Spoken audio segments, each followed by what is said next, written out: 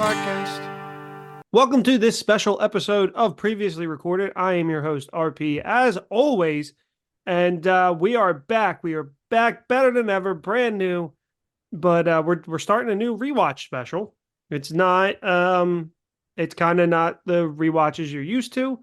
To help me do this rewatch, I will be bringing in a variety of hosts to help me. It could be Shane and Bob as normally join me on this show.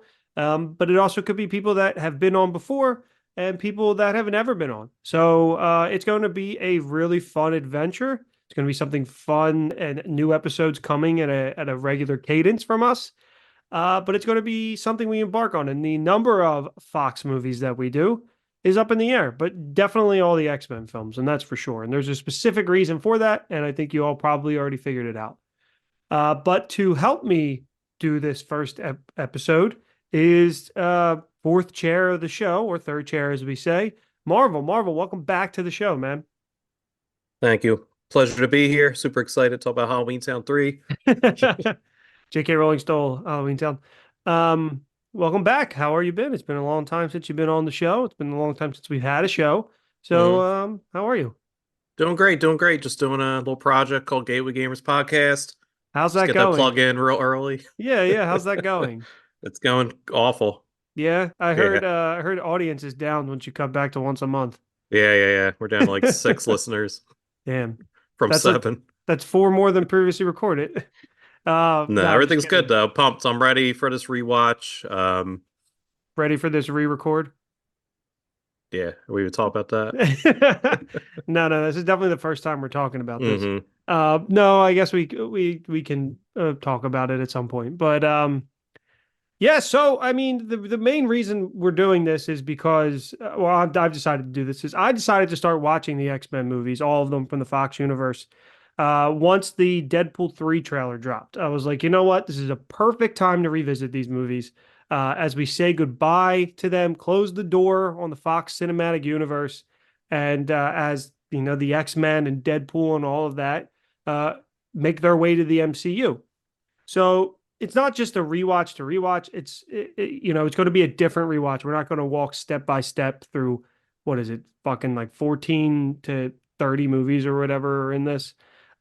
It's just going to be kind of a reflection on it, a quick reviews, things that we like, a little bit of history, the box office, the normal, facts that we cover when we do a rewatch, but kind of just more of a reflection on it. It's say what you want about them, but they are incredibly important to a degree. I mean, obviously, there's some really great ones. There's some ones that go off the rails, but these movies deserve the respect that they don't always get because of what they were at the time, especially, and things that were like achieved in Days of Future Past and then X2, things like that. So it's just a perfect reason to revisit the Fox universe, and I thought it would be fun. And whoever wants to join along the way can. And you are here today for the first one. Um, Yeah, now what is it? Shoot my shot for this one. I called this one and yeah, yeah, first class instantly. yeah. I mean, those are some of the best. These are some of the best ones. Hmm. So those are you kind of mentioned the ones that's probably some of your favorites. But what brought you to X-Men? Like what's your personal history with the X-Men? And just to give some of the listeners, obviously listeners who've listened to this show and Gateway Gamers know we're huge Marvel fans. But just the X-Men individually, what is your, a little bit of history with that? So, I'm an early 90s kid, late 80s, early 90s. And if you don't know, if you're listening, that was like kind of the comic book boom and fall Mhm. era where like a lot of people realized like early 90s, like, oh, these comics from the 60s and 70s are worth money. But also the company realized that too. So they started pumping out like garbage, like just Gambit #1 and Green Goblin #1. Anything with like a #1 on it were like stupid people kind of snatch up and buy. And growing up Northeast Philly, there was a bunch of comic book shops. Like it was like kind of the norm. Like it was a really like big hobby at the time. Now it's tough to Scarce. find a comic book shop. Yeah, it's Um, scarce. so early 90s was when the X-Men cartoon kind of came out, and I was like all in. Like it was perfect. It was like the Batman animated series, the X-Men. the Spider-Man, and then like all the other cartoons that kind of followed. But the X-Men were like the shit. Like they were like Wolverine, a Cyclops, of that 90s Jim Lee, like bright flare, then that intro song just still rock, still one of the best ones. Yeah, Um, so that kind of like started my love of comic books, and my last name being Marvel just kind of helped cement it, just being a sure. nerd. But it was that like cartoon that I think really I attribute to my love of comic books. So the X-Men always have a special place in my heart, no matter like how shitty they get.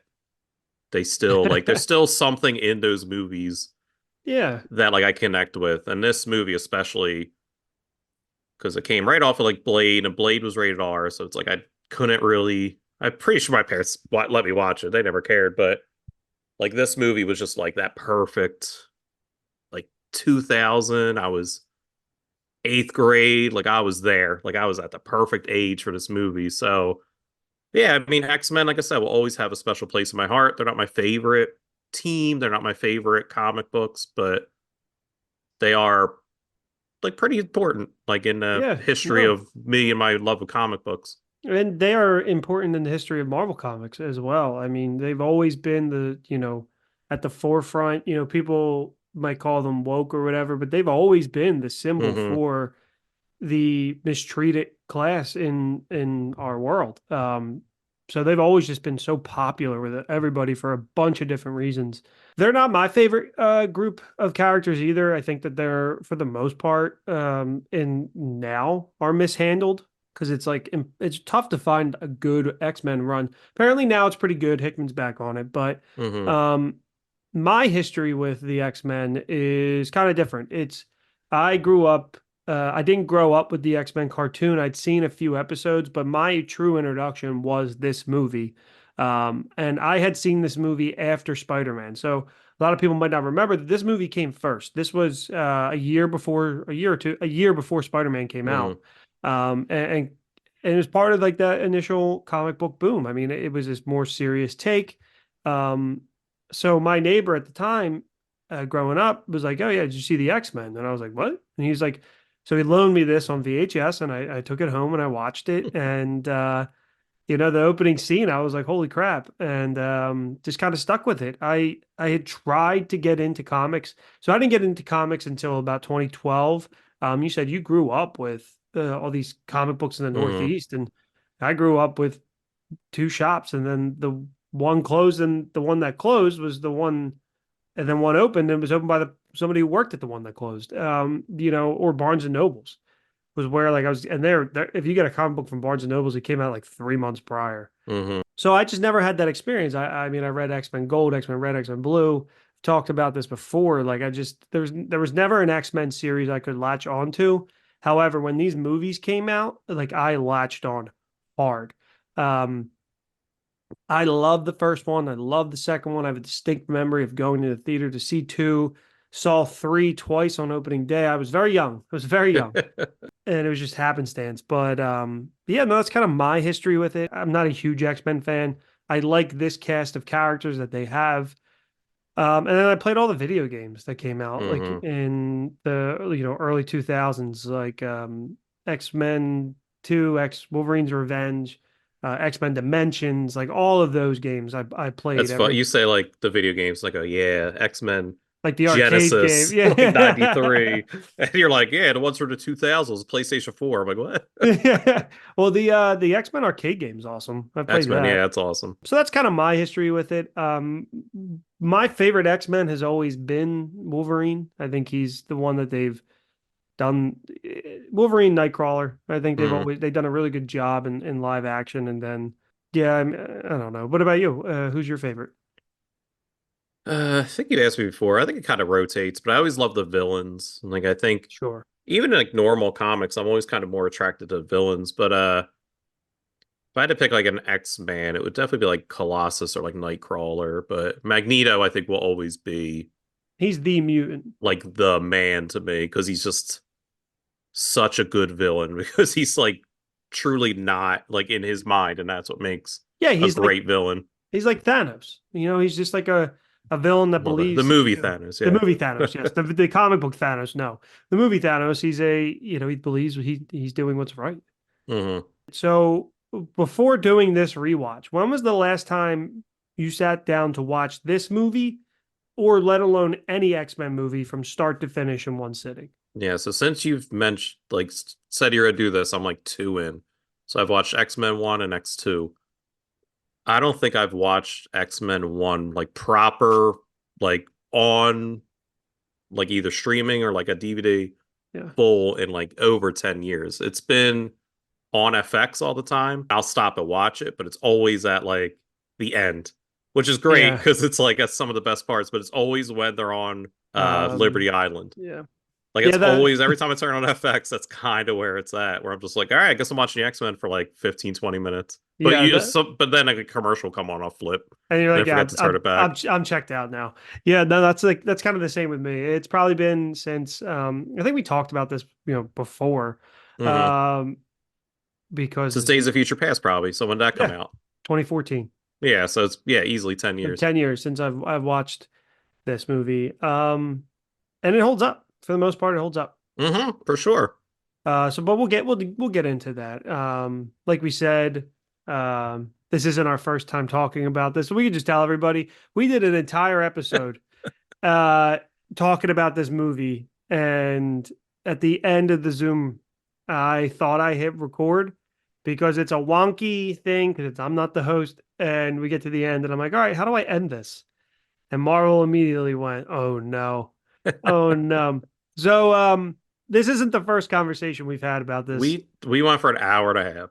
Yep. I Yeah. walked out and I just said, "Oh man, we didn't hit record." And Meg was like, "You were in there for an hour and a half," and I said, Yep. "Yeah, we had fun."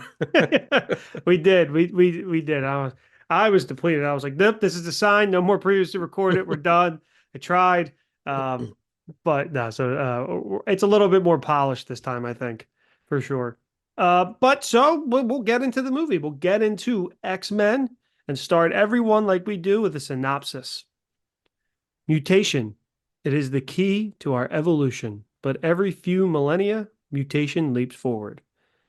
There are children of the atom, Homo superior, the next link in the chain of evolution. Each was born with a unique genetic mutation, which at puberty manifested itself in extraordinary powers. In a world filled with hate and prejudice, they are feared by those who cannot accept their differences. Led by Xavier, the X-Men fight to protect a world that fears them. They are locked in a battle with former colleague and friend Magneto, who believes humans and mutants should never coexist. So that is the synopsis of the X-Men. Pretty straightforward. So X-Men released July 14th, 2000 on a budget of $75 million. It grossed $296.3 million with an opening weekend of $54.5 million, which was the highest opening for a superhero movie, for a non-sequel, and for July release. And it was the sixth biggest of all time. And this was the start of the superhero boom.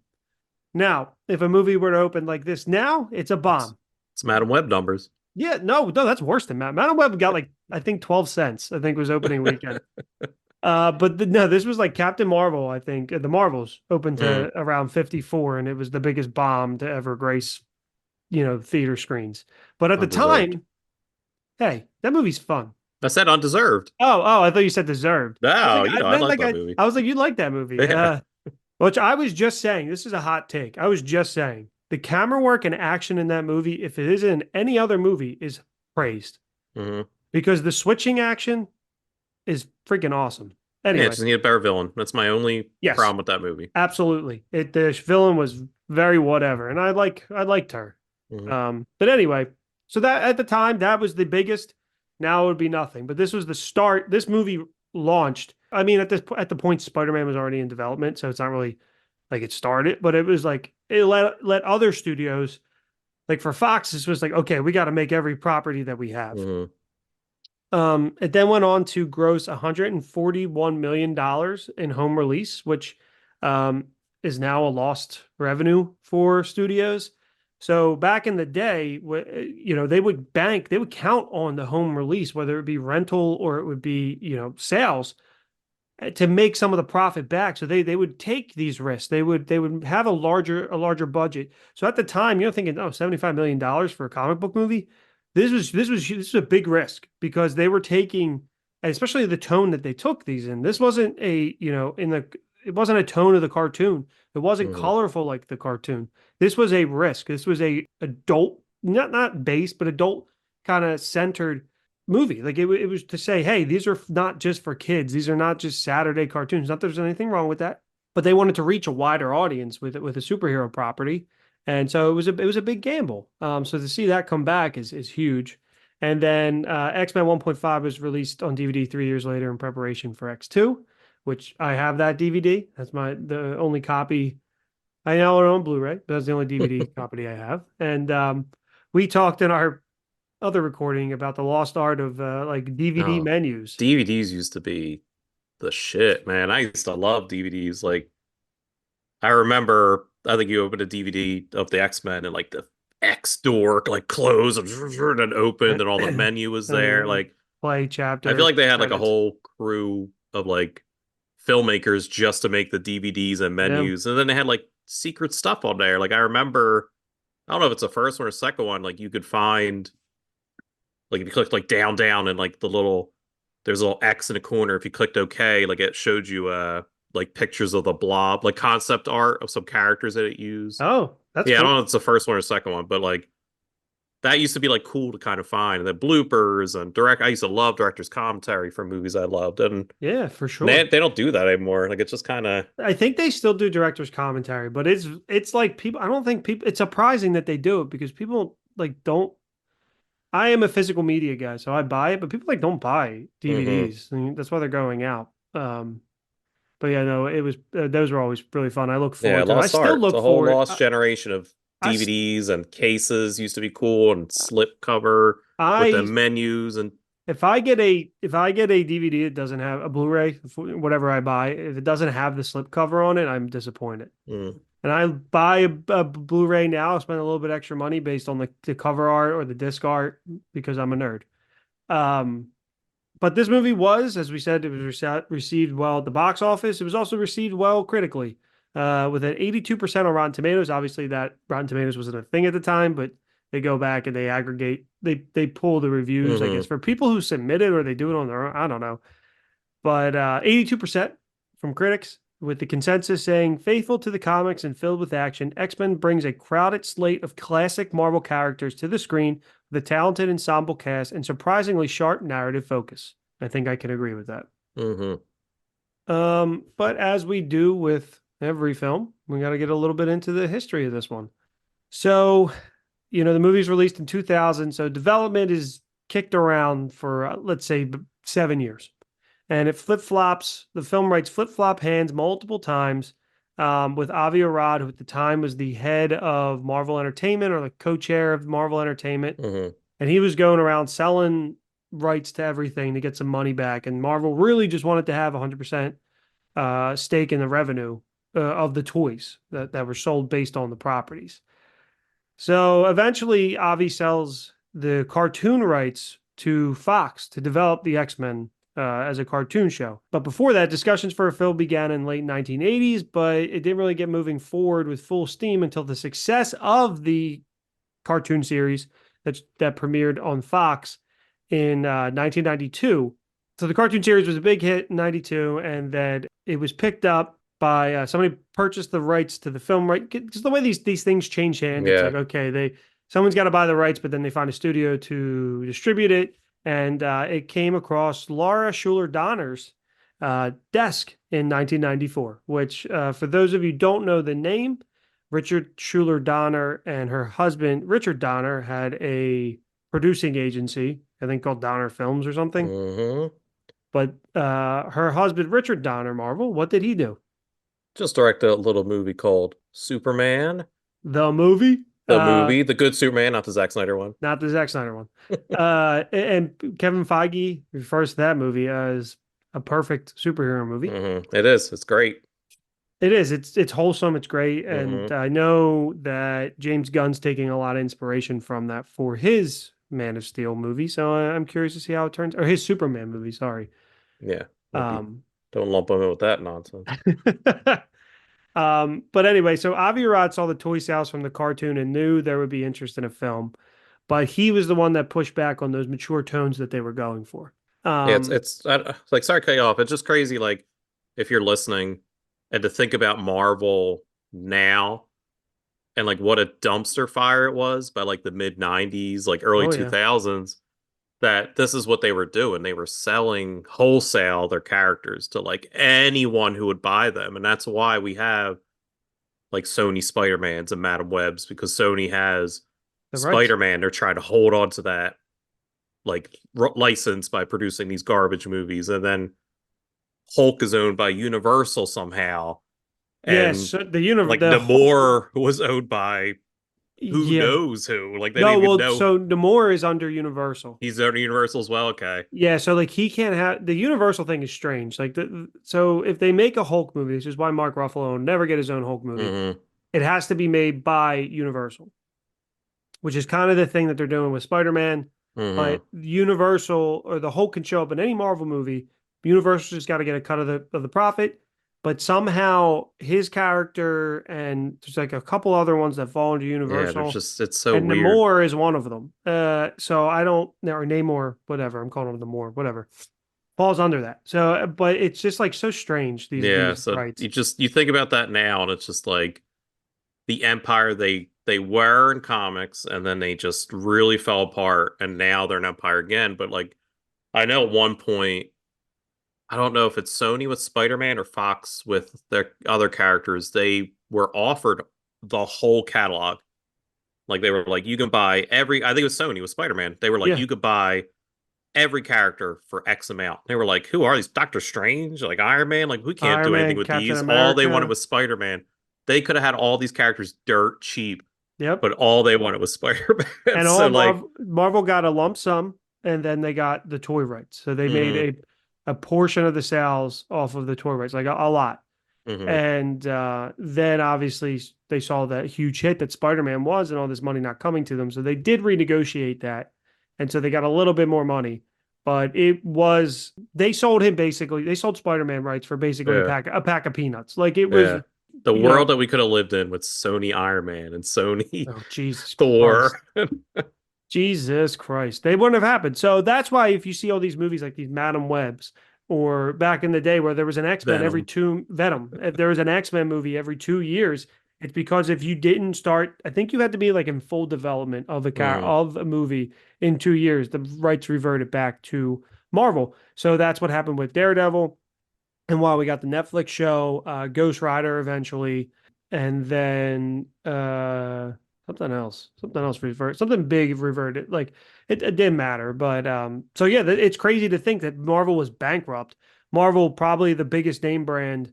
It's probably the biggest brand under Disney right now. I mean, I guess you could argue Star Wars, but mm. um, to think of it at the time that they were, but yeah, so back in the 90s, the script came across Donner's desk, and they had two assistants. One worked for Richard, and then they had another one working for her. And the one working for her was Kevin Feige, who chose to work with her because she was always developing films. She was in meetings all the time, where Richard Donner would kind of go one film to the next, like take his time. And so Feige chose to work with her because with being able to work, she was constantly working. He felt he could learn the most. So the script came across his desk, and he realized the potential here. So um, when they picked up the film, he kind of dove in. He was eventually sent. I'm missing a little bit of the schematics there, but like they sent him to the set. It turns out later might have been the Bryan Singer of it all, being Mm, a little bit uncontrollable was the reason why Kevin Feige was there. But he dove into the comics. He realized that the source material here was gold, and he was always a nerd, but he just wasn't a comic book reader. mm-hmm. But he did work with Richard Donner's assistant. They both worked at the same, obviously the same firm. But do you know who this was? Who the other assistant was? You told me and I forget. It was Jeff There's Johns. someone at DC. Who was it? Jeff Johns. Yeah, Jeff Johns. So That's right. so Feige and Jeff Johns. Jeff Johns was the head of DC Films at one point, and you had the head of Mm, DC Films and the head of Marvel Studios at the same company. And I believe they're still good friends, even to a point where Johns loaned Kevin Feige loaned Jeff Johns' car to go to something or whatever. But that this is the X-Men movies is the reason why we have the MCU as it is today because of Kevin Feige. So he was flown to the set. I mean, he's the reason why he insisted on Wolverine having his iconic hair. He was like on the set yelling more, not yelling, but he was saying, no, come on, more hairspray, Hmm. more hairspray. And you were telling me that Bryan Singer had a quiet set or a no comic He had set. a no comic book policy. Like Bryan Singer, I think had the basics of what the X-Men kind of were, but like he's probably so much of an auteur director. He didn't want like to be like too. He didn't want everyone to be corrupted by like the comics. So Mhm. Hugh Jackman and some of the other people like sneak into Feige's office to read comics and like get more of what the character actually is. So Yeah. And it again, really, Feige's influence all the way back then. all the way back, man. And he then that led him to a job at Marvel Entertainment as a producer. And then eventually it leads to the creation of Marvel Studios, but we're not only going to be consultants and selling our rights, we're going to make our own movies. Hmm. So while a lot of the plot points had changed through, this long process of development, the ensemble of the characters basically remained the same with each iteration, except for one version that didn't introduce the villains until the second movie, which would have been Stupid. the biggest mistake of all time because we have one of the greatest, not only castings, but one of the greatest villains of all time over the course of all of his movies in Magneto in this film. So, yeah, that would have been That would have been dumb. terrible. It Like would have been I awful. get it because I don't, what would they have done? Just spent the time I get talking to it each because other? it's an ensemble like group. So how like the MCU had Captain America movie, Iron Man movie. Like if they tried to make an Avengers movie and try to have like the origin and backstory, but like the But X-Men don't need an origin. They're just born this way. Like they didn't fall yeah. into like a vat of acid or they're not frozen. Like so I can understand in that sense, but obviously it's a bad idea. It's stupid. That's why I didn't do it. Because I know like Yeah. Cyclops was supposed to have an intro, and so was Storm. But again, like you don't need it. Like this guy shoots blasts from his eye. At one point, he hit puberty or started Yeah. shooting blasts from his eye. And I think That's- Storm's intro was her like destroying her village by accident. I think we can all relate to Cyclops. I mean, we all hit puberty and start blasting stuff everywhere. Yeah, but it's like I don't like so you didn't need that. Like you Nah. gave the origins to the characters that kind of needed it, and even then, like you get Rogue's somewhat origin. She Yeah. just can't touch people. And then you get like Magneto's, like you just see his past, so you know where he's coming from. And that's it. Like that's all you need. Everyone else, they fucking have powers. They woke up Yeah. like that. Like they're Yeah. just that's it. You don't need And an both of intro to every character. and I think the reason we get Magnetos and we get Rogues that there's specific reasons. One, Hmm. sympathetic. You want to be sympathetic towards your villain and kind of understand what he went through and his point of view. And it's like not sympathetic towards him, but like know You get it. You like get where he's coming from, with what his motivation and what his past is. Yeah, exactly. And I think it's just such an iconic thing from the comics as well that they want. That's from the comics, right? yeah. That's Yeah. always been his Yeah. origin. Yeah. And then Rogue, obviously, you get the insider look, and part of the reason for Rogue is because we'll get to this in a little bit, but it was Bryan Singer's insistence on Rogue, but it's her through her point of view. You are going through it with her and being like, oh, and experiencing this world of mutation for the first time. Hmm. Um, but as multiple writers were attached to the film, so was there multiple directors. Even at one point, Robert Rodriguez and James Cameron. And Cameron was involved for quite some time until Stan Lee mentioned Spider-Man. And then once Stan Lee mentioned Spider-Man, James Cameron jumped right into that and wanted to develop a movie. And they got to a deep stage of development on the Spider-Man movie. But ultimately, they landed on Bryan Singer, who was looking to do a sci-fi movie. So Fox had offered him Alien Resurrection or this, and he did choose Alien, but producer Tom DeSanto felt he was more suited for doing the X-Men. Who did Alien Resurrection? Whedon, right? Did Whedon Like do Josh Alien? Whedon. Yeah. Really? And Whedon was Yep. brought in on this movie to do a couple of rewrites. Right up. Yeah. I'm pretty sure he Eh, did Alien Resurrection. let me look that up. If that's the fourth one, right? I have Yeah, it is. because Alien 3 is Alien squared or cubed or whatever. No, Jean-Pierre Jeunet. Then he must have helped punch up the script at least. Yeah, because he was the script doctor at that Yeah. point. So Singer was hesitant. So just to be out front, we're not going to really talk about the Bryan Singer of it all. He's a scumbag. He's a piece of shit. But what he did with these couple X-Men movies, he did a really good job. And so we're not going to be like he's an artor. He's a Mhm. genius. No, he did a good job with these X-Men movies, and he's a scumbag. That's all it is. Yeah, we kind Um, of talked about he's the yeah, reason there yeah, might not be more. yeah. So please share that. When I was doing like research on this, I read that like these are some old Hollywood like shenanigan with contracts where he supposedly gets paid for like any X-Men in perpetuity. Like so any X-Men movie or like any kind of like X-Men movie goes forward that uses like maybe some of his ideas from like X-Men 1, like he kind of gets paid. So that might be why Marvel's been like hesitant to make more Yeah. X-Men movies, is maybe to kind of either not give money because he's scumbag and they don't want to be associated with him, or they're trying to figure out like a contractual way that they can have full payment Hmm. without having to pay him. And I think you said that was one of the rumors was. Yeah, so one of the rumors for the first X-Men movie in the MCU was going to be called The Mutants. So that would be a way around, because we had discussed maybe it was the X-Men title because of him Mhm. directing the X-Men. Anything that kind of came after that, like movie-wise, could be attributed to the success of that movie. So that would be a way around it. And they Yeah, could I wish I looked more into it after we talked about it because it was just something like I kind of read and I'm like, oh, that's interesting. But that old Hollywood had those scummy deals where it was just weird.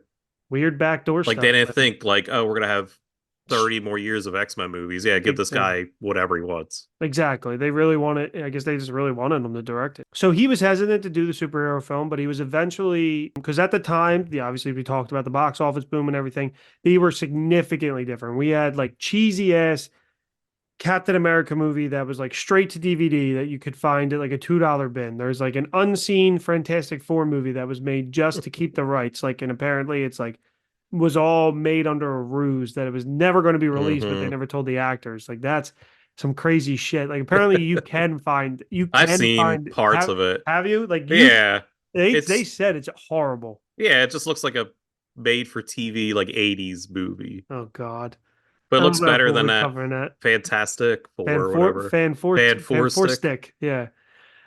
um however, the producer presented Bryan Singer with the themes of the prejudice that are prevalent in the X-Men comics, and that's what got Singer on board.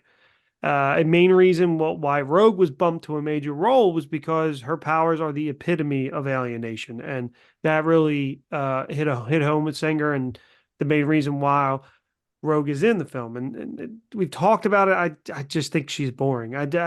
We we will discuss Yeah. it and in other episodes going forward that there's better ways they could have. It's really not Anna Paquin's fault. I don't think she's a great actress, but it's not her fault. It's just she was just, in my opinion, used as a means to get Wolverine to Xavier. Hmm. And it was just odd because that's in the 90s, especially, that wasn't a version of Rogue that we knew. Yes, Rogue was like a powerhouse. because Like, so it was like she took her this powers from Captain from Marvel Miss Marvel, yeah. at the So it's time. just Yeah, Miss like Marvel. to have this meek version of Rogue was fine. Like it works for what it is, Yeah, but it is just like, okay, she's here. Like, yeah, this is what it is. So more rewrites kind of happened. So Josh Whedon, the script doctor they used to call him, did a pass on the script that included the Danger Room and Jean Grey ending as the Phoenix, but everything except two lines of dialogue were removed from the film due to their quick-witted pop culture references. And one of his lines of dialogue is the infamous "What happens to a toad when it's struck by lightning?" You have it some wasn't. context on that It though. was so it was supposed to be like witty repartee. Like it was kind of written to be like sarcastic and like witty. Like you imagine like Tony Stark kind of saying it, Yeah, but you don't give Storm that dialogue. Storm that's is like not her the character. most serious of X-Men, especially Mhm. again if you watch an animated. She's like, "I call upon the winds of the North," like just yelling everything. But like, yeah, like it just it is cringeworthy, like watching it. Like now it's like, okay. Like I know Yeah, it's coming. Like, all right. but there But was yeah, like it wasn't meant to be read how it was. it's bad, but it's the infamous line from the movie. No, yeah. So that's kind of a little bit of the backstory. There's a little bit more of it that so probably the biggest thing in the casting of it all is the Hugh Jackman. Hmm. So Hugh Jackman was this no-name actor he was a Broadway actor in Australia. So he came in 3 weeks into filming of the film, obviously filming of the film. So Russell Crowe was actually their first choice, but declined, and he suggested Hugh Jackman, but Hugh's now ex-wife Deb didn't want Hugh to do the movie for whatever reason. That's why she's an ex. Yep. And so, he didn't do it. Then Viggo Mortensen was brought in, which would have I been can't weird. imagine. No, I just couldn't ever uh, imagine. He's a nope. wonderful actor, but I can't see him as It'd Wolverine. be so strange. But then he probably wouldn't have been in the Lord of the Rings films. So it's a good Oh, thing. But eventually, nah, Lord of the Rings would have been done. no, they were like First Lord of the Rings came out 2001. but they like filmed in like '99. Yeah. So this was probably filming around the same time. I feel like he was locked in before X-Men. Or I feel like he was like probably done to Lord of the Rings before the X-Men kind of. Yeah, it's crazy that that movie was filmed at the same time as this, and they look Hmm. visually incredibly different. Those movies look visually a lot of different than about 90% of the movies that came out from Oh yeah. 2000 to Well, 2008. it's a movie treated with reverence from someone who absolutely loves Yeah. the source, and then you have a guy who didn't even want to use the source material. So Yeah. But then Doug Ray Scott was cast, who I don't really know except for nope, no Mission idea. Impossible 2. And but he was Tom Cruise basically made him quit. So then they Hmm. brought Hugh Jackman in 3 weeks into filming, hence why Hugh Someone. Jackman is not really jacked in the film. Like he looks good, Hmm. but compared to like X2 and everything else, he's fucking shredded. But that Hmm. explains why. But it's crazy that one of the greatest castings in comic book history Yeah, almost I never think happened. it's Robert Downey and then Hugh Jackman for sure. I Like are think, the greatest castings to like a yeah, movie. And it's which is crazy because like Wolverine is like 5 foot like two and or like whatever. stout and Yeah, like Hugh Jackman's like 6'3", but it's just it works. it does work because it does work. So, but I think when we see him in the MCU, he's going to be that 5'4" or whatever. He's going to be shorter and like bulgier. Hmm. But yeah, no, it's one of the greatest castings of all time, and especially in superhero films. And then kind of just the Bryan Singer of it all. He arrived late. He was moody. No comic books on set. Young actors were getting work weirdly and Hmm. not getting work too. I mean, you had a little story about the guy who played Pyro, right? Yeah, so Yeah. the actor who plays Pyro in this movie worked for because what was Bryan Singer? Was he like a music video guy? Is that I where he think kind of that got was his his. start? I think There that was was his background. this is the weird era where they were just grabbing music video directors to direct films, but so he had another company, I forget what it was called, and he like flew this actor in who plays Pyro in the movie for like 3.2 seconds, Hmm. and like no one knew who he was. Like it was just like very odd. They're like, "Oh, like trust me, this kid is like the kid, like bring him in." So it turns out like that kid ended up suing Bryan Singer and the people that worked for his side company because of like really egregious sexual like What's misconduct, to the point where like I think him and like two other people who worked for the company like sued them, and I forget the exact total. Where I told it was like they were awarded like 2 million each, and then they and they never never paid got him. it. Yeah, it's They never awful. got paid, and like he changed his name and it's just like disappeared off the face of the earth pretty much. That sucks. I mean, even the Bryan Singer of it all with the guy from Boy Meets World.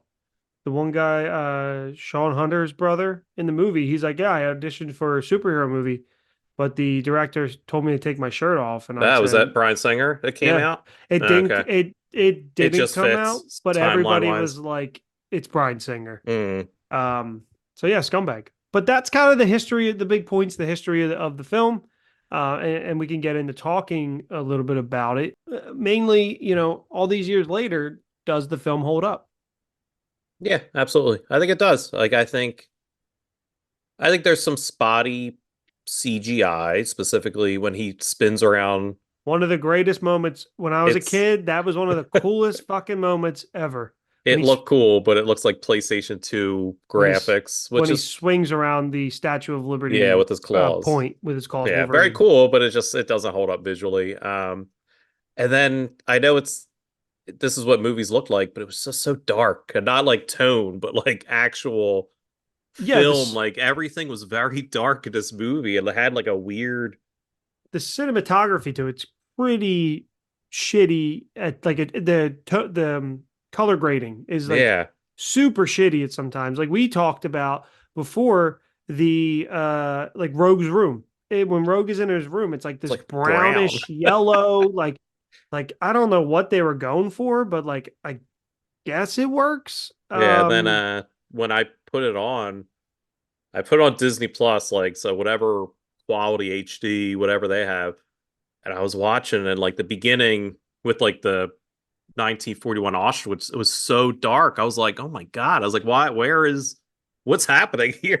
Like it was It's just so dark that I thought like something was wrong with my TV or like something was wrong with the transfer. I was like, oh, what is but it's just crazy to think like that's what movies kind of were at the time because I'm sure I watch any 2000s movie and it's well, looks like that. even X2, like there's such a drastic difference between X1 and X2 to Hmm. X3. Like it's like holy crap. Like the grading and so whatever who they were ever, I don't know if it's Brian Singer or the cinematographer, their choices, some of their choices were not good, but Hmm. I guess it was of the time that they were doing, and maybe they Yeah. wanted it to be more serious and less poppy, less No, colorful. there's Like no color in that movie. That no, first one, there's nothing. I mean, even their suits are just black, Yeah, which but I other don't than that, hate. like I think the movie really holds up. I had fun. Like I think there's a lot of moments that rewatching, I was like, oh man, like this is great. Oh, this is awesome. Like this Oh was awesome. yeah, I remember this. Yeah. oh Like there yeah, was barely absolutely. anything in that movie where I was like groaning, like except for the Toad line, a few other things, but I think it really holds up well. I agree. I mean, there's so many great moments. I think it sets the tone that like this is a serious film with the mutation like hearing to begin the movie Hmm. with, and then when Xavier and Magneto first meet, like it's just like you're like it's just like a era of like an aura of like foreboding, just like Hmm. and like he's just so stylish and he's awesome. And then there's like little things that just stick with me, like when Magneto pulls all the guns and he shoots them all on Yeah, at awesome. the cops, and then the Yeah. one guy's just like, "Ugh," Yep. like it's just always stuck with me, like those little like dumb things. Um, I think it does. I think it's a really well written movie. I think there's a couple cool swerves. I think it's a well directed movie, and I think it's a perfectly casted film. I think Hmm. everybody in this film looks great. I think they play their parts well. The only like thing that I'm like, this looks kind of stupid is Sabretooth. I don't know. Even that, I think But I've always felt that, even when I saw the movie for the first time. I think he's fine. He just He looks like the comics. yeah, it's just they like well, I don't know if you'll talk about that later now, but like the villains are like where I'm like, Yeah, like so it's Toad. I mean, I know it's his Brotherhood of Mutants, which is yeah, kind of like the standard, but Mystique still looks awesome. yes, yeah, Her and like their additions to her, she's not just blue. I know she doesn't have her suit on, but they added some realistic element of it with like the flex on her skin. yeah. I think that's like I get not I don't know like the because her in the comics or like whatever at that time she was like blue and had like this like dress on. That was kind of it. So like making her all blue, like it's cool. Like it's a different take, but it's also just explains like you couldn't change your clothes like if you were a shifter. So you would be Yeah, completely naked and completely changed. So I like that. And I liked the scales, like kind of the yeah, making fluctuation of changing. Like like it has to be a time like when they had to maybe do that, but it mhm. works. Like you could tell like the shifting's kind of weird and janky for like a 2000s movie, but it looks good. Like I like that effect. Yeah, no, so do I. I think it still looks cool. I think it looks cool in all the movies. And then that's always my biggest problem with the shapeshifters when they're wearing clothes and then they like turn into something. It's like, what? Well, your clothes Mm. wouldn't. So like, I think Well, it's like a good, like realistic thing. well, that's you and I kind of talked about. It's like, how do her claws work Oh, yeah, yeah, yeah, when yeah. she Is becomes it, Wolverine? Like, because she cuts a chain with them, yeah, but then like but he then like cuts Wolverine them. cuts them and she like screams, which I like, but it's like, what? What Like is that? how are they metal? Like how? Yeah. Like Like, is it just bone? I guess I put it always. I was always like, what's the function here? Like, how do these Yeah. claws work? Like, I get changing into somebody, but how can you completely like Hmm. take their powers Yeah. essentially? Which that, I mean, that scene too, when her and Wolverine fight is awesome. Oh, Like great. all of Magneto or Mystique's fight scenes are Mm-hmm. great. And they were choreographed by the great Ki Hu Kwan Mm-hmm. from Academy Award winner now and a short round in Indiana Jones 2, another God, rewatch we did. God bless them. Short round of Data from And Goonies. uh what the hell's his name from Everything. Oh, no, no, Ouroboros and Loki. Yeah, Ouroboros from Loki season 2. He's, I love him. I absolutely love him. So to yeah, hear that he was the stunt coordinator on this, I was like, this is awesome. That's so yeah. cool. I read that. I was like, did you know this? Like, Yeah, and I weirdly I did. Like I did know that. But I think it helps like there's so many cool moments in this movie. hmm And the majority of them I will say kind of do happen in the towards the end, like once they get to the Liberty Island. But like the introduction, once Wolverine, one like of the the introduction to Wolverine is coolest awesome. intros. It is where he's just like the sounds are perfect, hmm the metal hitting the guy, um, It cracks his neck and it like it cracks his thing, clanks. Oh, ding. It's perfect. It's absolutely perfect. And then we see this tough guy. We see this tough guy, kick the shit out of somebody, and then we see him incredibly vulnerable. Not incredibly vulnerable. I take that back. Not incredibly soft. He's vulnerable. not. Yeah, he's not. We But he's not an and animal. Like he's kind exactly. of like soft and. And it's kind of an allegory for the story. Like these guys may seem like quote unquote animals, but they're not. hmm And the first, use of his claws where it comes Oh, through, so good, man. Oh, when that so good. close up like of the fists and you just Hmm. see it come out of the middle Hmm. and like I said, it's not CGI because you can see the reflection on the other claw, Yeah. so you know it's like Which I think leather, at the like they're pushing time it would have through been leather or too something. Like, hard. Yeah. oh, it's Now they so could have good. done that, but back then, and it just made it look cool because you were saying that in the comics and in the cartoon, he always had like these things on top that hit it Yeah, the claws, they always kind of seem to come out the top of of his his hand. hand. Yeah. Yeah, so for them to be ripping through there, and like he has that line a little bit where she says, like, does it Yeah. hurt? He goes, every time. It's Every just like, time. oh, could you imagine? So Like, now you just have to think every time he's doing that, that his claws yeah, get because ripped or because his his skin's he has getting ripped. healing powers, not this Yeah. doesn't fucking hurt power. Yeah. So it's like Yeah. Yeah. his hand is getting ripped every time he pops Hmm. those claws. Like it's just And I just think like how they handle the introduction of everything in this movie is like perfect. Like mhm, then you go to Xavier's mansion to show up. The X-Men save them, then they take them to the mansion, and then Xavier gives them a tour, and he calls them what? wheels. Wheels? Well, they call you wheels, and Like that I think that was the other Whedon line, but it was supposed to be Baldy, and Hugh yeah, Jackman improvised and called it Wheels, which yeah. works so much better than And Baldy.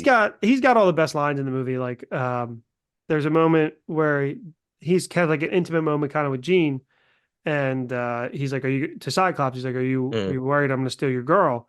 And he goes, "No." And he's like, "I wouldn't have to worry. She's my girl." And he's just like, "Are you sure about that, yeah. Cyclops?" And like the delivery of just Cyclops is so fucking funny. The hatred just works. Like, thank God they knew to write that in. Like their Yeah, they just hate hatred each of each other. other. They hate each other.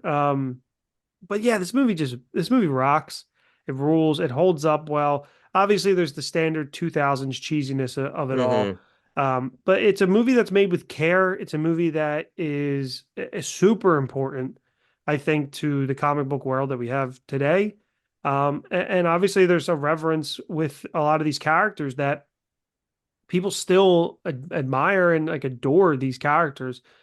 And like for me, it was my first exposure to them was this movie, and so this was Hugh Jackman's always been my Wolverine. I've never had any. He's been everyone's Wolverine. That's Yeah. crazy to think about. This There's movie came all out 2001. It's 2024, and we're getting another movie where um, he's Wolverine still. We have and not had another casting of this character. and apparently, like I know we know he's in Loki or not Loki. Sorry, we know he's in Deadpool. Deadpool and Wolverine. Apparently, he might not be done. I Uh, I'm sorry, I want him to be. Like it I just do too. I as don't much even like want I him for was this. I don't when even want him Logan for was this. done, I was like, all right, good. Like I love Hugh Jackman to death. But I was Mhm. like, all right, we're done with that story. And then they announced he'd be back for Deadpool, and I went, you know what? Great. Like that's awesome. Well, Now if apparently, he's back for like another Deadpool or something, or like some or the like Avengers. a Avengers style, fine. So I don't want to see any more like Ryan solo Reynolds. Wolverine No, adventures. no, we won't get it. It won't be him. Ryan Reynolds had to beg him to apparently do this, and apparently he liked the idea of what they finally pitched to him. But I read a rumor that so he's always said back in before Logan even came out that he would love. He's always wanted to be in the Avengers. Like he would Hmm. love to play Wolverine in the Avengers. So I think we might get that. I think we might get that, and Okay. that would be the I'll allow last. that. Yeah, which I think is fine. It's always something he's wanted to do. Yeah, He's known Feige he's not the main forever. character. He just kind of comes out of a Yep, portal or some yep, nonsense. Fine. absolutely. But so what are some negatives maybe that you didn't maybe realize around this time, or maybe something that you used to hate and now you have a little bit of an appreciation for after it aging? Like, what's a different perspective of this film this time around that you didn't have? Just the casting. Like it is like crazy at this time because I said I watched or not an interview, but like like did this the red carpet event of this on Liberty Island, Statue of Liberty, Mm. and it was some like early 2000s. I would say YouTube star, but it wasn't even a thing at the time. I forget what it was. He's just like, "Hey, I'm here," and blah, blah, blah, like those animated There's that. idiots. Yep. And like they interviewed like Anna Paquin. I'm like, oh, I guess Anna Paquin was big in the 2000s. And then like they tried to get Rebecca Romijn Stamos, but they got John Stamos, which made me laugh. And then like just and then they were like Ed Hugh Jackman's here, like, and they were talking to him, and Hugh Jackman was all excited, like young, and you're like, man, this guy's the star. Like you're Yep. talking to Anna Paquin and like some of the B-list people now, like you're completely ignoring Hugh These Jackman and these like are Marsden and the which people who even end up becoming Mars giant. Marsden's freaking whatever in these I think he was movies. fine. I think he was great. Cyclops is a fucking wheat toast character. He's a wheat toast actor, and it fucking worked. Like he's I think just he's a good actor. He's not given much to do in these movies, he doesn't have to do anything. He's and he's given even Cyclops. less to do in the following. I He's mean, yeah, Cyclops. You don't need him for anything except I for think I him, just his animosity with Wolverine. That's it. yeah, and because in the comics there's so much. Scott Summers is the worst, and there's He's just the this. best and the worst. Like it is. Like He has he's such a truly history. he's truly like an amalgam of like Magneto and Professor X at this point. Hmm. Yeah, like he's every. It's like every bad thing that has happened to the X-Men, like he's linked to it in some form. Hmm. Like especially now. Yeah, he hangs out Um, with Professor X. Professor X is the the biggest worst. scumbag. I told you Yeah. that. But Yeah, that's crazy to me because like he's so different in these movies. He's not seen yeah. as a scumbag or anything like that. And then in the comics and in the cartoon, he kind of Yeah, I mean, it's kind of the worst. But yeah, I mean casting for sure. I think Adam Paquin's fine. Hugh Jackman clearly the best. Professor X, Magneto are some A-list casting. Like Patrick Stewart, I think literally was made to be yeah. Professor X. Mhm. Um, Which he's somebody I hope is done. I don't want to see him anymore. yeah, He's he's just so looking too old. old. He's so Yeah. old. But I think the one negative I have about this is the lack of villains. So it's called the Brotherhood of Mutants, and it's like three people that hang out with Magneto. It's because Magneto's like he's charismatic and like he has what he's kind of Style. saying He's got you would style. you would think would get more mutants on his side. Just Mm. like so I get like again, you don't want to introduce too many villains, but it's like when they go to his lair and like Toad spray painting something. Which The you s- know what he's spray painting? the bottom of the Statue of Liberty. machine. Yeah. Mhm. But then like you know you see Mystique's the assistant, so she's Mhm. not even hanging around with them. Yeah. And then like Sabretooth just comes lumbering in. It's like, why do you have this big layer if you have three people around? Like, what do you like? They could have easily had like just Easter egg characters stand there, like have a giant guy and like, oh shit, it's a blob. Like, oh god, there's pyro like a pyro's at the school, but it's like, oh, there's Avalanche. Like it was just Yeah. it was just kind of dumb that I think if you were to get it today, I think you would get what you get in X3. I think you would get a lot of yeah. like But there's so many. it just makes Magneto almost like a little lame, where it's like, oh, I'm gonna save the mutants. It's like these But three these three idiots are all you people, have. They're the only ones you can rally. the Like, freaking Toad. yeah. Um, I think my biggest nitpick is there's like a scene. So after Rogue steals Wolverine's powers Mm, and saves herself from dying, Mystique shows up at the school as mm, Iceman, and it just doesn't really make sense how they know what's going on. mm-hmm. And I'm just like, what is happening? And maybe there's a deleted It scene was or probably a something. deleted scene. Did you watch X2 with that deleted scene yet? That I told you No, to but watch? yeah, you told me about it, where like Like it there's a fills the huge plot plot hole point. Yeah, huge plot hole like in two where Professor X knows they're brainwashing him, but I forget I'll have to rewatch it again, but something like I watched the lead scene, I went, oh, that really fixes everything. Like Yeah, it really oh, it's why he goes to Cerebro. yeah. Like so he gets brainwashed that he gets saved. Hmm. And like so he thinks he's saved, like, and then he's at the school and like a little girl's like, oh, like we gotta get the X-Men for help. He's like, yeah, we do. And goes all the way to Cerebro. It's a long scene, but it just fixes the problem of Of like why he just does it. how easily manipulated he was, Hmm. being like as powerful psychic Yeah, as he is. but hey, whatever. Yeah, those cut. um, but that's like my only thing, like that I like. I'm like, oh, that's kind of stupid. Mm, And but I think the swerve with Wolverine and Rogue is good, where you think yep, Magneto's going after Wolverine, but he's really not. He's going after Rogue. that's very well done. Yeah, I think so. Their first meeting, is your body made entirely of that precious Mm, metal? Is awesome. amazing. But I'm with That's you. I think the biggest takeaway for me is the casting. It's just yeah.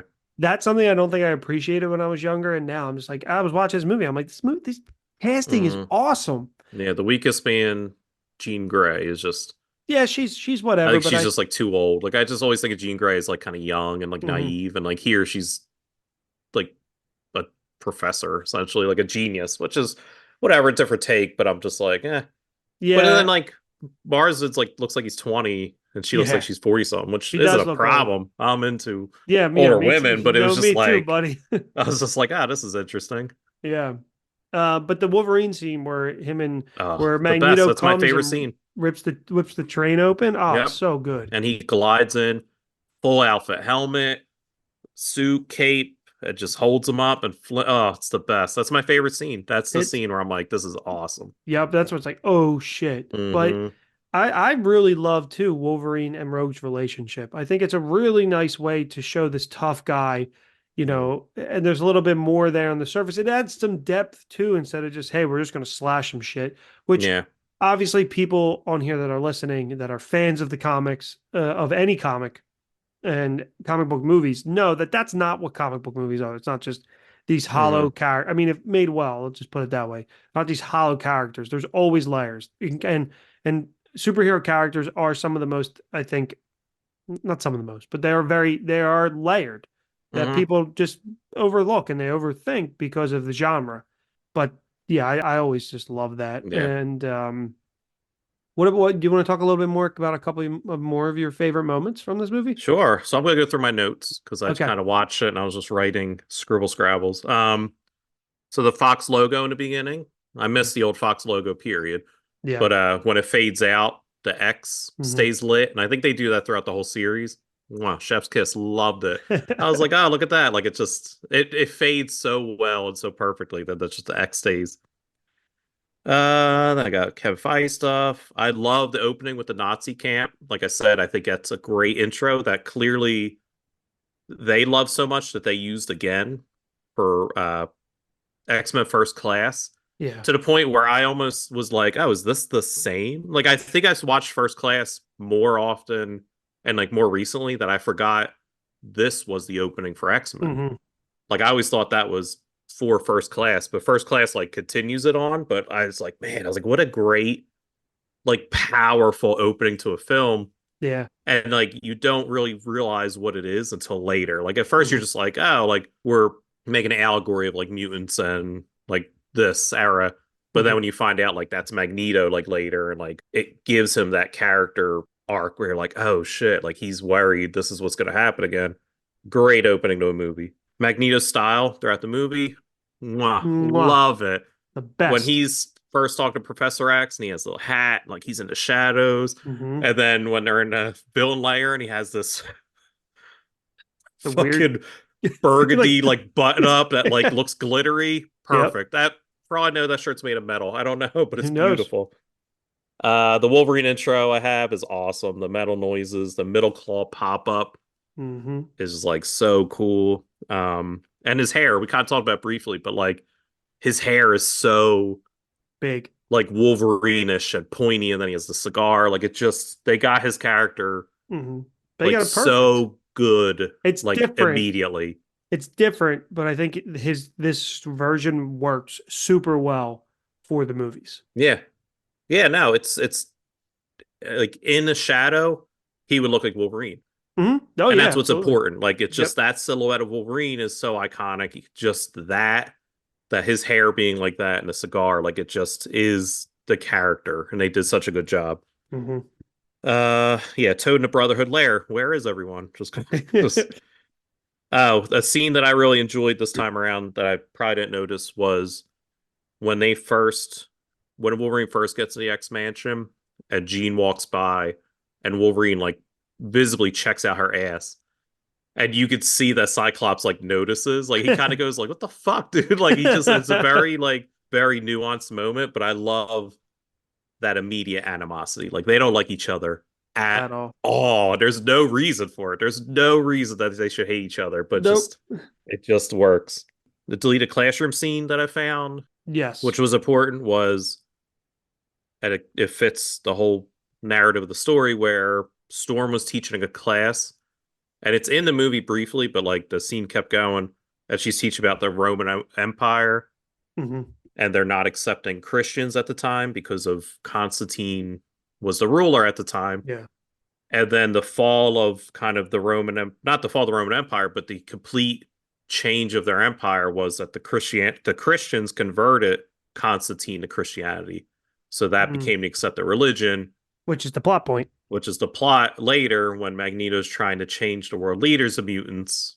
So I thought that was neat. I was like, oh, like, they're kind of planting a seed, but you kind of have to know like history a little bit. But Sure. it was neat that they kind of had that in there and then cut it for no reason.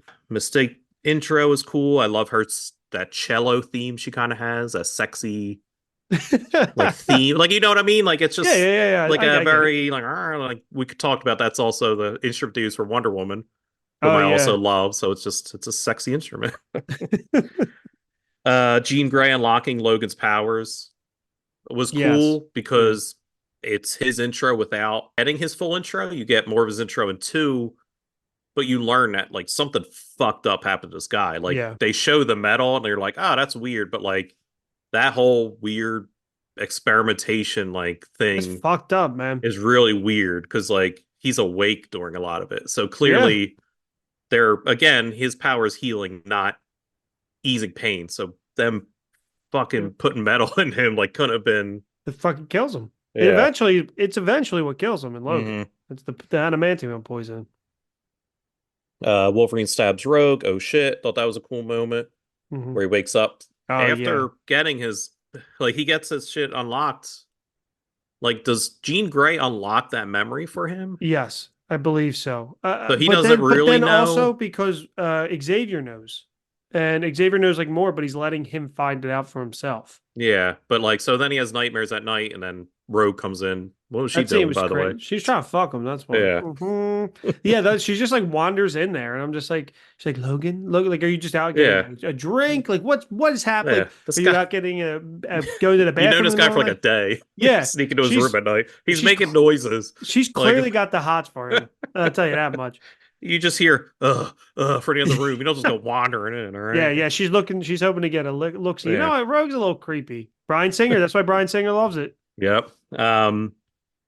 The Senator Kelly ends up on a beach. First Stanley movie cameo at the hot dog cart. Just a hot dog.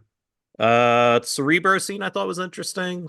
Because whenever he kind of uses Cerebro, I always think it's interesting because it shows how big the world is in terms of like mutants. Like there's a shit ton of mutants out there. Like you kind of think of the school and like the few that you see, but when he's But going around, yeah, they're like grown adults, like who are oh mutants. So yeah. these are people that have been living.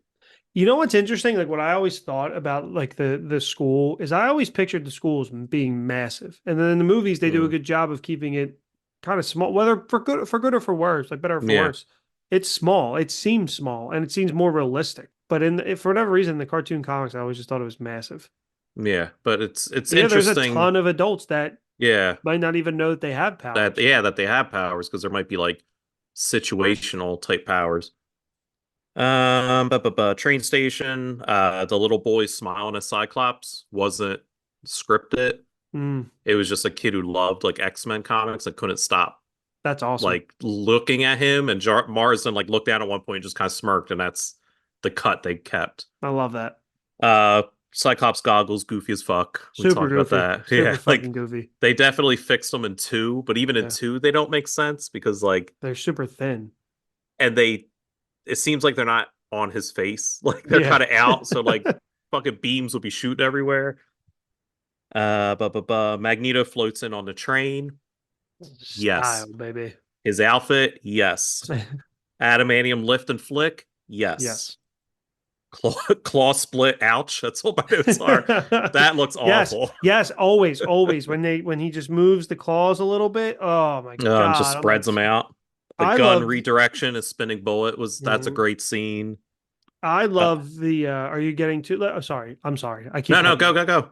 No, we're getting to that point where they're in the when they're inside the Statue of Liberty and Magneto takes Oh off yeah. Cyclops's visor and he goes torch him, Storm, and then Yeah. Magneto Call down goes, lightning. Yeah. It's yeah, like, call down lightning. He's like torch him, light him up, and he's just like, in a copper conductor, you're supposed to. Are you? yeah, it's like what What they are they teach you at teaching that in school. school? Yeah, Magneto's sassy as fuck, and he's you fucking stupid ass Cyclops. yeah, he is dope.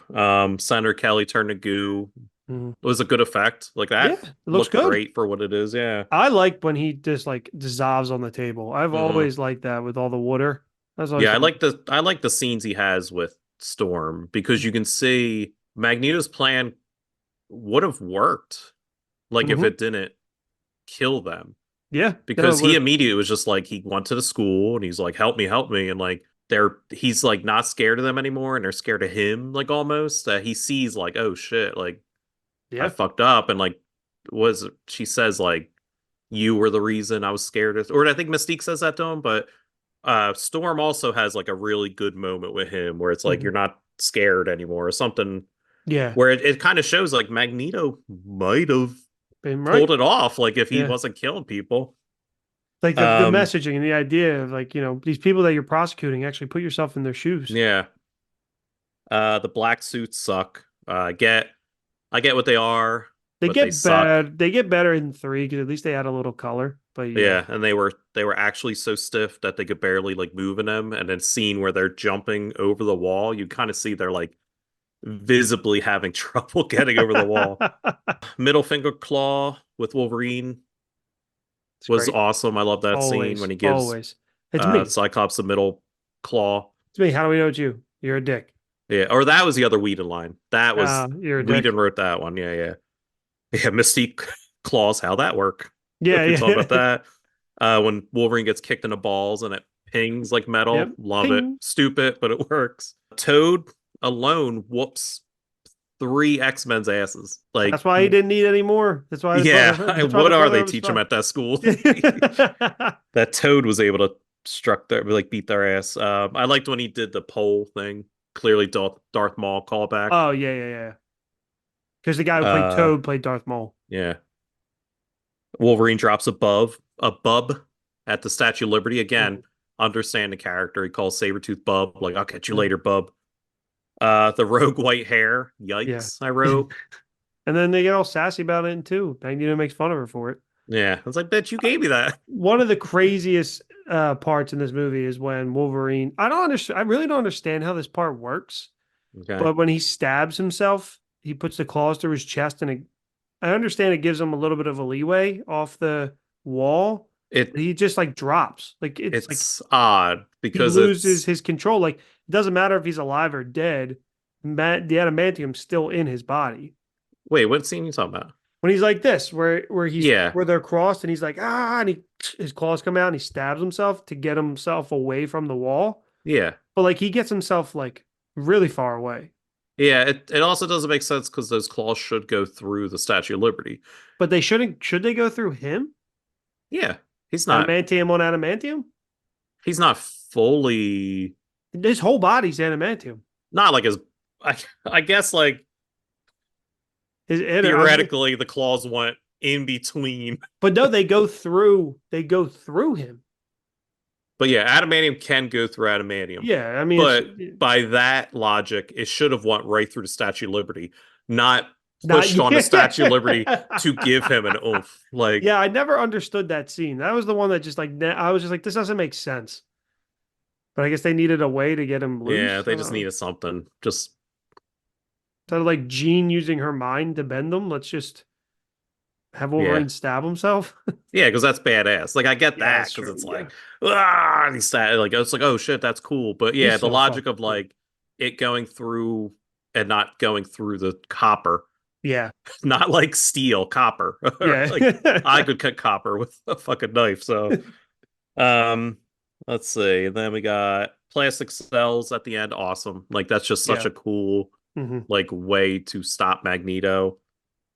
The chess game they played at the end was actually like studied by a chess master later and like just kind of it matched their styles as people, not like actors, but like the characters. So Oh, really? Professor X plays very aggressively and loses pieces to win in like 4 turns. Mm, Whereas Magneto has like a lot more defensive and like he doesn't have as many pieces lost, which kind of makes sense because Professor X is very willy-nilly and yeah. like has been known to comics to throw his fucking team into like the most egregious shit and like they die and he's just like, oh, for the good of mankind. Where Magneto loves mutants. Yes.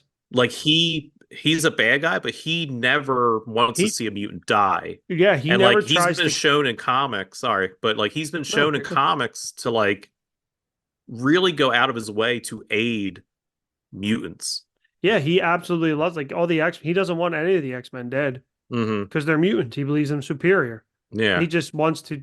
That's just not what he's not about killing mutants. Yeah. Where Professor X is kind of known to Being a like throw his people to save humans. Like he's being a more willy-nilly. dick. Being a Yeah, dick. big time. But that's it for my notes. It's good notes. Appreciate it. Yeah, yeah. I just jot them down as I'm drinking and watching X-Men. There you go. I love it. I mean that's kind of wraps it up. That's kind of all I got to say. I guess if they were going to relaunch this, which they are, what's something that maybe you want to see or that you hope to not see with Marvel doing this? I definitely like we kind of talked about with my tone of like comic book movies at this point. I just want to have like fun.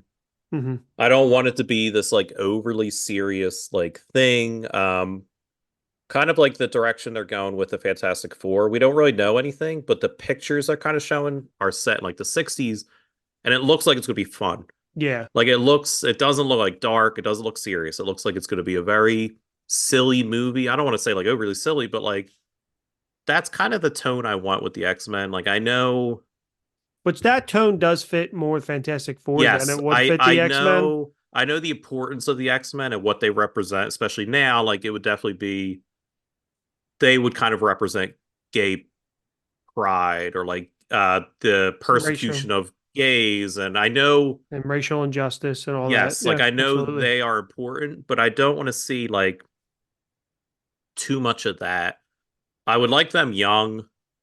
Like I Hmm. know we kind of did that with First Class, and like I think that worked for me. Like I want a young group of like X-Men or mutants like tackling the world and like Professor X to be a wizened like older character. And I almost want to say different characters, but I don't know. Like the X-Men are always going to be Cyclops, Jean Grey, like Iceman, Beast, Yeah, like Wolverine. and Wolverine, I guess, but it's just I don't know.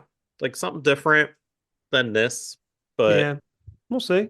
yeah, I want the kind of the same lineup. I'd be fine with, but I trust Feige. It's clearly a very important property to him. And and the what fact that he Joe. already worked on X-Men. Yep. Like he's clearly he sees what I'm worked and curious, what didn't. and I'm curious to see who he brings in as a director. That's my Mm-hmm. biggest thing. Brian Singer. Yeah, Jesus Just Christ. just we Shout gotta out. pay him anyway. Just bring him in. Yeah. And shout out, I think an underappreciated role in all these movies is Storm, Halle Berry's Storm. She Yeah, was great. her accent.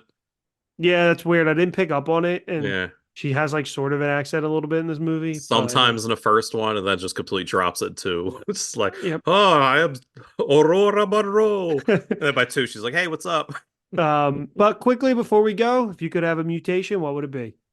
Teleportation or magnet powers. But Magnetism. yeah, if I could teleport, like, what is it? Nightcrawler can always All you teleport to see what he where you can. sees. If I could teleport wherever, It's literally exactly what Shane said. This yeah, exact same thing. It's funny. that's what I would go for. Or magnetism. I think it's there's a lot of versatility. I don't want Yeah. sparklers like Jubilee or like You want even something useful. I know your pick is like healing, It's but Wolverine, yeah. yeah, but it's like fuck, you still feel stuff. I don't know. I Like know, I I don't know. want to be in a car accident, just like a Just metal pole through me, and then my body heals around it. And it's yeah, just and I'm like, just oh like, god. ah, shit. Yeah, no, for sure. But thank you so much. On a scale of 1 to 5, what would you rate this film? What did I give it on Letterbox? You gave I it a forget. 4. I think you I gave gave it it a a four. four. There it is. I think You gave it a 4. That's what I gave it. I knock it a star, definitely. I try not to knock it for the time. Like I Hmm. get there's gonna be some cheesiness, but like I said, lighting, just some odd choices For sure. of this movie that I think I would knock it 1 star for. Yeah, I give it a 4 as well. I think it's incredibly important to the movies that we got today. I think it's a well-made movie. I think the casting's phenomenal. I think it's a good villain. It's a good story. And yeah, 4 out of 5 for me. There's just some things that don't work, but I mean, it's nitpicking. Hmm. But thank you so much again for joining us, Yeah, joining of me. course. It was nice to have you back for the same episode twice. And I'll be And back. I'll be back again. Of for the third time. But no, anything to plug before you go? course, Gateway Gamers, RP and I's other project. We talk about board games. We've talked about some Marvel. Marvel related games and X-Men related games. But yeah, just check that out. But I'm sure everyone, all 7 listeners of this, are also listeners of that. Over So, there. We appreciate you all. If you of course. if you stayed subscribed to this show, I appreciate it. I know it's been some time since our Christmas episode, but we're going to be having some content regularly with this Fox Universe rewatch. So please remember to remain subscribed and like and share us and leave us 5-star reviews and check out Yes, our shops. go on Apple, give a review. It's important. Like I Yep. know you hear people say it all the time, but it really is. It jumps you up the list a bit. So if you really do enjoy this show or any show you listen to, Yeah. give a rating, five Uh, stars preferably.